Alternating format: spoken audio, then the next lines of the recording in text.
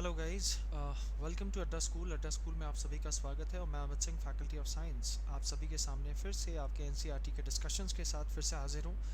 तो as we were discussing, जैसे कि हम डिस्कस कर रहे थे क्लासिफिकेशन ऑफ बायोलॉजिकल किंगडम, ये जो जीवित जगत है उसके क्लासिफिकेशन के बारे में बात कर रहा था मैं। और कल की क्लास में मैंने बैक्टीरियाज के बारे में बताया था, मैंने किंगडम मोनेरा स्टार्ट किया था। तो आइए कंटिन्यू करते हैं अपने डिस्कशंस के साथ, ठीक है। एंड आपकी क्लास आज सुबह नहीं लग पाई due to some technical failure, technical glitch. I hope you understand, since we are taking your class from our home to your home, so it has some or other kind of issues, so we value your support and association with us. Let's start. ठीक है, तो कल हमने kingdom Monera discuss किया था और Monera में हमने बताया था कि generally all prokaryotes belong to Monera kingdom. कल मैंने बताया था कि all prokaryotes belong to belong to belong to kingdom belong to kingdom monera belong to kingdom monera, ठीक है। और उसके बाद मैंने एक स्पेशल पॉइंट ये भी बताया था कि bacterias are the bacterias are the sole members. मतलब अगर मोनेरा के अंदर अगर हम देखें तो सिर्फ और सिर्फ उसका एकमात्र मेंबर कौन है? बैक्टीरिया ही है। Bacteria are the sole members of kingdom Monera. और किंगडम मोनेरा ही क्या कहलाते हैं? प्रोकारियोट्स कहलाते हैं, ठीक है ना। और कल उसके सेल वॉल के बारे में, मेम्ब्रेन के बारे में, साइटोप्लाज्म के बारे में मैंने बात बता दी थी। एग्जाम्पल्स एक बार देख लें और फिर हम इसके क्लासिफिकेशन, जिसमें यू बैक्टीरिया वगैरह आता है, उसको हम एक करके डिस्कस करेंगे। एग्जाम्पल्स में देखिए, you bacteria are also called true bacteria.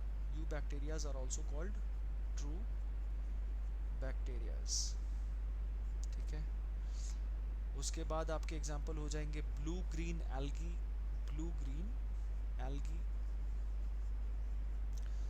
फिर mycoplasma. these are some of the examples of Monera, ठीक है। उसके बाद आर्के बैक्टीरिया, उसके बाद हो जाएंगे आपके रिकेट्सिया, RICKETTSI, रिकेट्सिया। क्लैमाइडिया,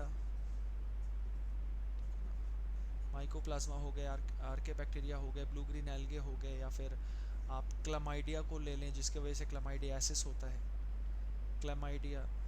या एक्टिनोमाइसेटीज, ये सारे एग्जाम्पल्स हैं किसके? मोनेरा के, ठीक है। तो ये हमारे एग्जाम्पल्स हो गए of kingdom Monera. Eubacteria, blue green algae, mycoplasma, archaebacteria, rickettsia, actinomycetes and chlamydia.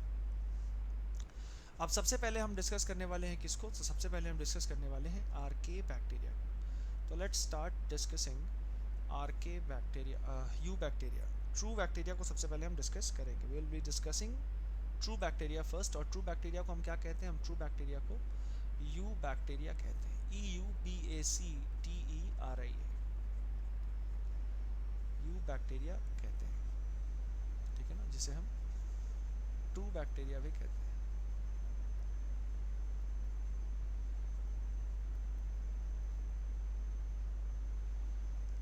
देखिए,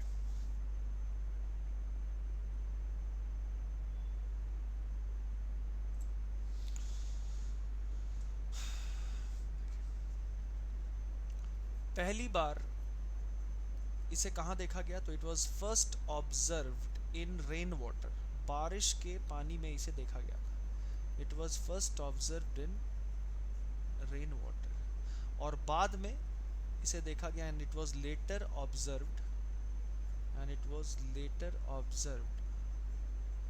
इन टीथ स्कम मतलब दांत में फंसे हुए जो खाने के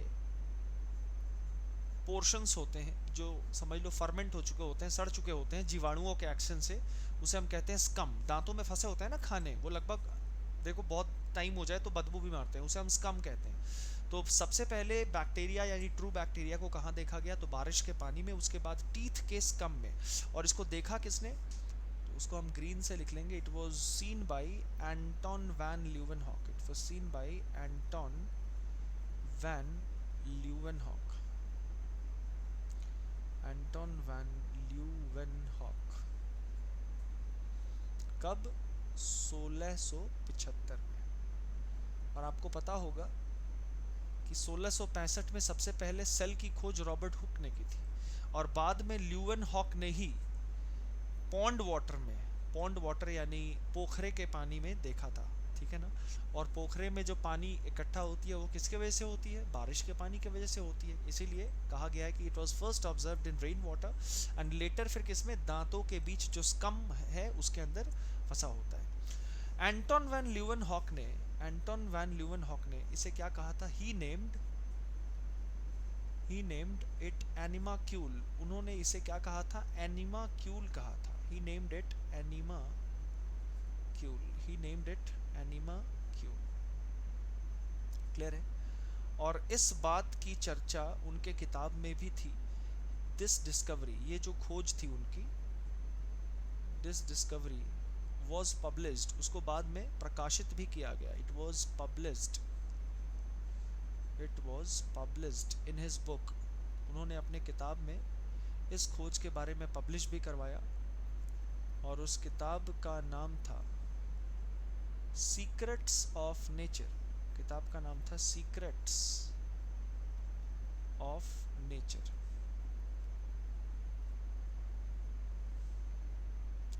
एग्जैक्टली उसका पूरा नाम था the secrets of nature discovered by Leeuwenhoek, discovered by Leeuwenhoek.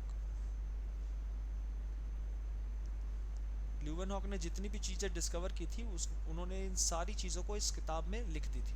तो किताब का नाम था the secrets of nature discovered by Leeuwenhoek, उसमें इन्होंने ये सारी बातों के बारे में वर्णन करी थी, ठीक है।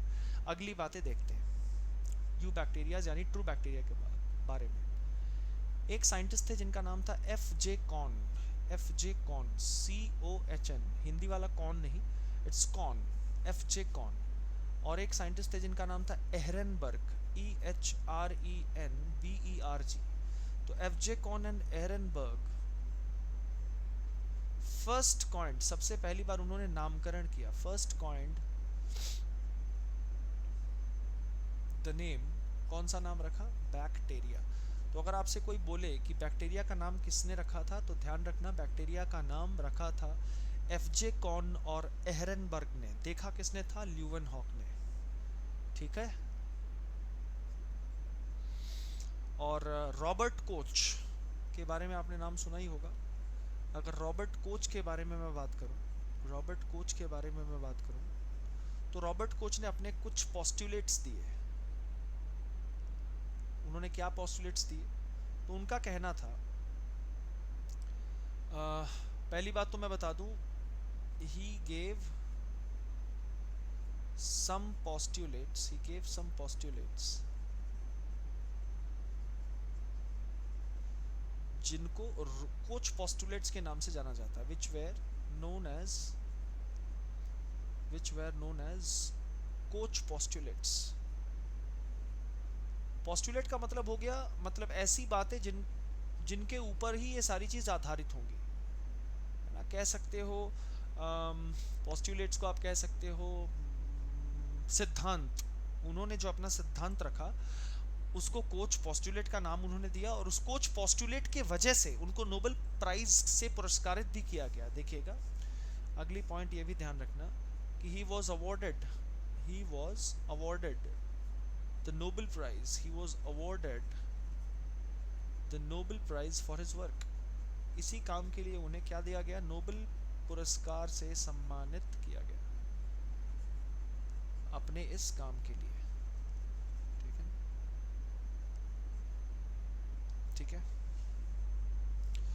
अब देखो कोच पोस्टुलेट्स था क्या, इसे भी आप जान लें। कोच पोस्टुलेट्स बेसिकली ये कहती थी कि भैया बैक्टीरिया जो है यही बीमारी का कारण है, bacteria are the cause of disease, किसी भी बीमारी का मेजर कारण कौन है? बैक्टीरिया है। और इस बात के लिए उन्हें नोबेल प्राइज मिला था। और ये जो सारी बातें हैं, इसके अलावा और भी कुछ बातें उन्होंने कही थी, उनको हम कोच पोस्टुलेट कहते हैं। और कोच पोस्टुलेट को इसी काम के लिए क्या मिला? नोबेल पुरस्कार से सम्मानित किया गया। ठीक है, चलिए आगे बढ़ते हैं।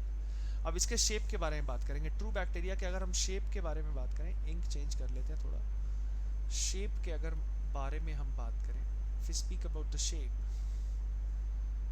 तो बैक्टीरिया देखो अलग अलग तरीके के होते हैं अपने फंक्शन के आधार पे। Bacteria have variations in shape, have variations in shape, उनके आकृति में कई तरह का बदलाव देखा जाता है। सबसे पहला उसको हम लोग कहते हैं कॉकस। ठीक है, कॉकस जो होते हैं वो स्फेरिकल होते हैं, ऐसे दिखेंगे हल्के हल्के हल्के। ये सब देखो कॉकस बैक्टीरिया होते हैं, ये सब होते हैं हमारे कॉकस बैक्टीरिया। ठीक है, इन्हें हम क्या कहते हैं? कॉकस कहते हैं। ध्यान से देखिए, दीज आर कॉकस। ठीक है ना। इसका काम क्या है? पहली बात तो लिख लो, स्फेरिकल इन शेप। ये क्या होते हैं? वृत्ताकार होते हैं देखने में। These are spherical in shape.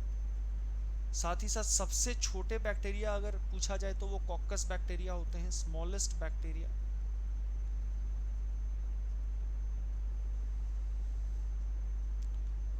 और दवाई देने पे सबसे ज़्यादा कोई अगर रेजिस्ट कर पाएगा तो वो यही बैक्टीरिया है। तो हम इसे ऐसे भी लिख सकते हैं, they are the maximum resistant bacteria. They are the maximum resistant bacteria. समझ लो एंटी बैक्टीरियल कोई लोशन अप्लाई करते तो बाकी जितने टाइप्स ऑफ बैक्टीरिया होंगे जल्दी मर जाएंगे, लेकिन ये जो है वो थोड़ा ज़्यादा देर तक टिकेगा। इसका मतलब ये स्ट्रॉन्ग भी होता है। जो कॉकस बैक्टीरिया होता है वो थोड़ा स्ट्रॉन्ग भी होता है। अगर एग्जाम्पल्स के बारे में आपसे कोई पूछे तो एग्जाम्पल्स भी ध्यान रखें। इसके एग्जाम्पल्स भी देख लें। एग्जाम्पल्स में ऊपर लिखे दे रहा हूँ। एग्जाम्पल जैसे न्यूमोनिया कॉज करने वाला diplococcus pneumonia, diplococcus pneumonia, pneumoniae, NIAE, diplococcus pneumoniae. ठीक है, तो इसमें आप देख रहे हो डिप्लोकोकस मतलब डबल है, दो कॉकस होते हैं उसमें, दो स्फेरिकल शेप बैक्टीरियाज होते हैं और ये क्या कॉज करते हैं? न्यूमोनिया कॉज करते हैं। ठीक है बच्चों में, क्लियर है? आगे बढ़ते हैं। आई होप गाइज आप सब को ये बहुत अच्छे से समझ में आ रही होगी। Let's continue. अगला जो टाइप ऑफ बैक्टीरिया है, अगला जो टाइप ऑफ बैक्टीरिया है, टाइप नंबर 2, उसे हम कहते हैं बैसिलस। बैसिलस कहो या बैसिलाई कहो, एक ही बात। सिंगल और प्लूरल का फर्क है और कुछ नहीं। अब देखो ये जो ग्रुप है ना, उसमें ज्यादातर बैक्टीरिया आ जाते हैं। This group includes most of the bacteria. जितने भी तरह के आप जीवाणुओं को जानते हैं वो सब इस ग्रुप में आ जाते हैं। Includes most of the bacterias, include most of the bacterias. और इनका जो शेप होता है वो रॉड शेप्ड होता है। These are rod shaped, these are rod shaped, these are rod shaped. Clear? Example के तौर पे हम देख सकते हैं ई कोलाई, एस्करिशिया कोलाई और बैसिलस एंथ्रासिस, बैसिलस एंथ्रासिस।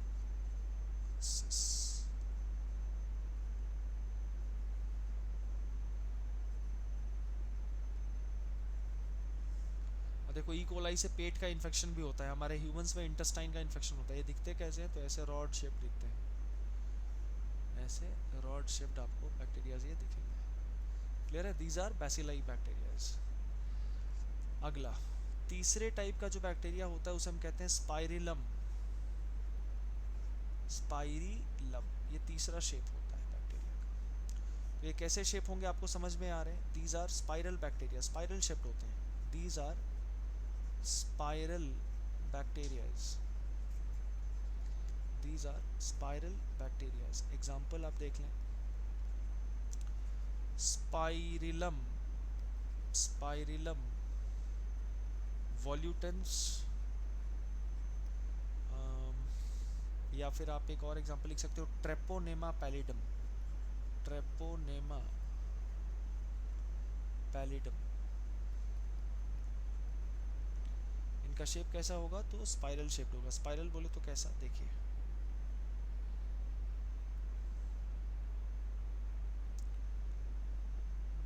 घूमते हुए होंगे और इसमें ऐसे ऐसे निकले हुए होते हैं. समझ लो ये कोई दूसरा है, घूमा हुआ होगा. समझ पा रहे हैं? तो ये हो गया आपका स्पाइरिलम बैक्टीरिया. ठीक है ना, ये स्पाइरल बैक्टीरिया से.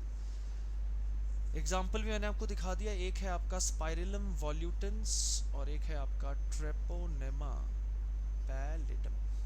ठीक है, अगला फोर्थ ऑप्शन. तो चौथा बैक्टीरिया होता है उसे हम कहते हैं कॉमा और विब्रियो शेप्ड. कॉमा और विब्रियो शेप्ड. इसका नाम इसलिए है क्योंकि ये कॉमा शेप्ड होते भी है. इनका चेहरा कैसे है मैं पहले बना देता हूँ. इनका चेहरा अगर आप देखोगे तो ये कुछ ऐसे दिखते हैं, कॉमा की तरह. ठीक है ना,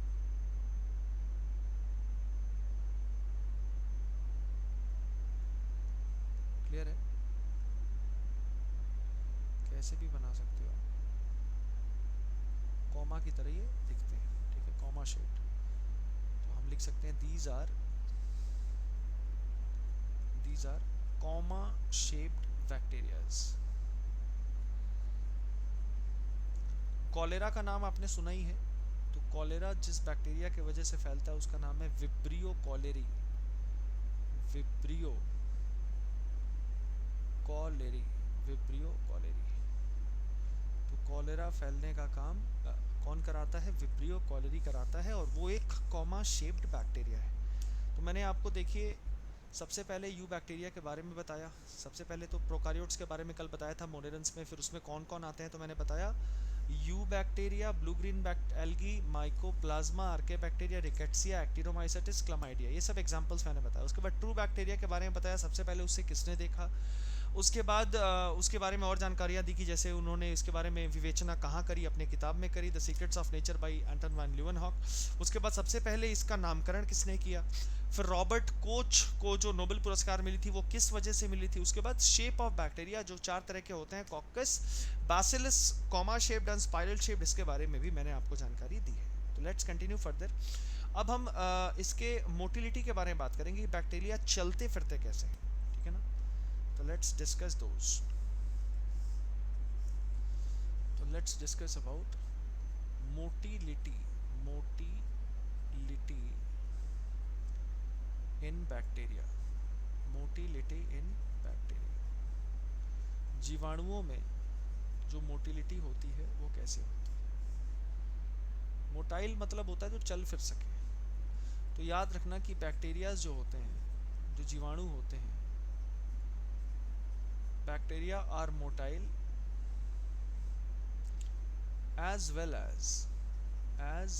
एज नॉन मोटाइल. मतलब कुछ बैक्टीरिया ऐसे होते हैं जो चल फिर सकते हैं और कुछ बैक्टीरिया ऐसे होते हैं जो चल फिर नहीं सकते हैं. तो सवाल ये है कि जो चल फिर सकते हैं वो किसके वजह से. तो याद रखना movement of bacteria, movement of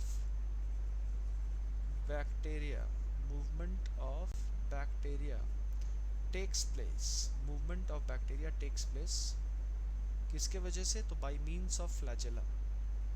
bye means of flagella. Flagella की वजह से, फ्लैजेला की वजह से क्या होता है, बैक्टीरिया का मूवमेंट देखा जाता है. मैं इसे अंडरलाइन कर देता हूँ ताकि आप समझ पाओगे कि जो बैक्टीरिया का मूवमेंट है वो किसके वजह से हो पाता है. तो इस फ्लैजेला के वजह से हो पाता है. अब अगर हम बैक्टीरिया के टाइप्स को देखें तो बैक्टीरिया अलग अलग टाइप्स के होते हैं on the basis of flagella. तो हम लिख सकते हैं ऐसे कि on the basis of flagella bacteria are of following types. Bacteria क्या है, निम्नलिखित प्रकार के हो सकते हैं। Bacteria are of following types, bacteria are of following types, निम्नलिखित प्रकार के हो सकते हैं। अब कितने प्रकार के होते हैं एक एक करके हम लोग पढ़ लेंगे, सारी दिक्कत ही खत्म। सबसे पहला एट्रिकस बैक्टीरिया। एट्रिकस बैक्टीरिया, तो एट्रिकस मतलब जब फ्लैजेला ना हो, when flagella is absent, when flagella is absent, when flagella is absent. ठीक है, अब ऑब्वियस सी बात है कि आपसे एग्जांपल भी पूछेगा कि ऐसे बैक्टीरिया जिसमें फ्लैजेला नहीं होते उन्हें हम एट्रिकस तो कहते हैं, लेकिन कौन से ऐसे बैक्टीरिया है जिसमें फ्लैजेला नहीं है, मतलब वो नॉन मोटाइल होगा, तो उसका नाम है पैस्चुरेला। पैस्चुरेला। एक बैक्टीरिया है माइक्रोकॉकस। माइक्रोकॉकस, कॉकस है मतलब आप समझ रहे हो ना, स्फेरिकल शेप्ड होगा, राइट। चलिए आगे बढ़ते हैं। दूसरे तरह की जो बैक्टीरिया है उसका जो नाम है वो है मोनोट्रिकस। मोनोट्रिकस, मोनोट्रिकस। अब मोनोट्रिकस का मतलब होता है जब एक फ्लैजेलम प्रेजेंट हो, when one flagellum is present. तो फ्लैजेलम होता है सिंगुलर, फ्लैजेला होता है प्लूरल। तो जब एक फ्लैजेलम प्रेजेंट हो, when one flagellum is present, तब हम उसे क्या कहते हैं, मोनोट्रिकस। इसका एग्जांपल अगर आप देखो तो कॉलेरा जो कराता है विब्रियो, तो विब्रियो बैक्टीरियाज या फिर जितने भी थायोबैसिलस के बैक्टीरियाज होंगे वो सारे, या फिर स्यूडोमोनास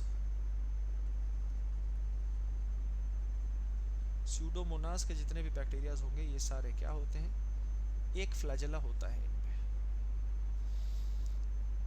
अगली बात करें amphitrichous. What is amphitrichous bacteria? तो एम्फीट्रिकस का मतलब होता है कि जब एक एक फ्लैजेला दोनों छोर पे हो, समझ लो ऐसा कोई बैक्टीरिया है। अब एक फ्लैजेला इधर है, दूसरा फ्लैजेला इधर है, ठीक है। यहाँ तो मैंने डबल डबल बना दिया, लेकिन याद रखना वहाँ क्या होगा, सिंगल सिंगल होगा, ठीक है। तो जब एक एक फ्लैजेला दोनों एंड पे हो तो उसे हम क्या कहते हैं, एम्फीट्रिकस बैक्टीरिया कहते हैं।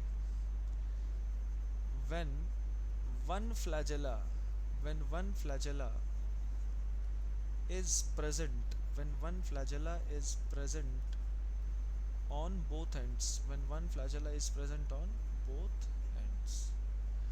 अब इसका भी एग्जांपल देख लें। Example nitrosomonas. Nitrosomonas nitrogen fixing bacterias होते हैं। अगली बात कर लें on the basis of flagella amphitrichous के बाद है आपका लोफोट्रिकस। लोफोट्रिकस बैक्टीरिया। लोफोट्रिकस बैक्टीरिया। लोफोट्रिकस का मतलब क्या हुआ? लोफोट्रिकस मतलब एक झुंड है फ्लैजेला का दोनों एंड्स पर। when there is a bunch of flagella, when there is a bunch of flagella on both ends, दोनों छोरों पर, on both ends, when there is a bunch of flagella on both ends।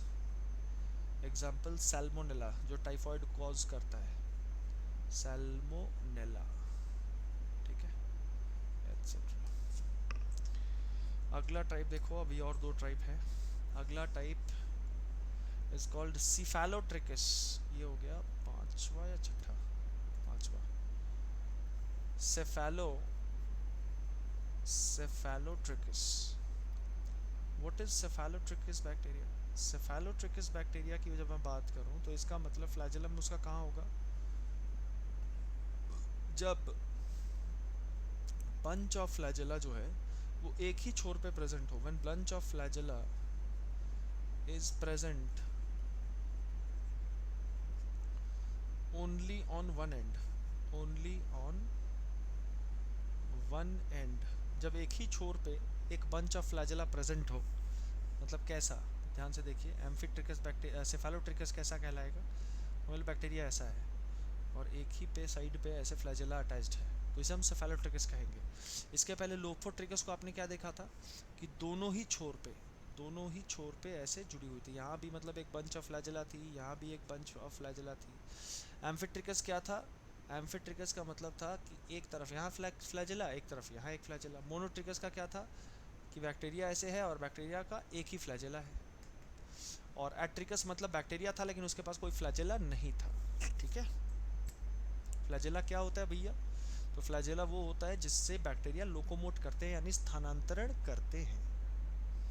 ठीक है, एक और है जिसे हम कहते हैं पेरिट्रिकस।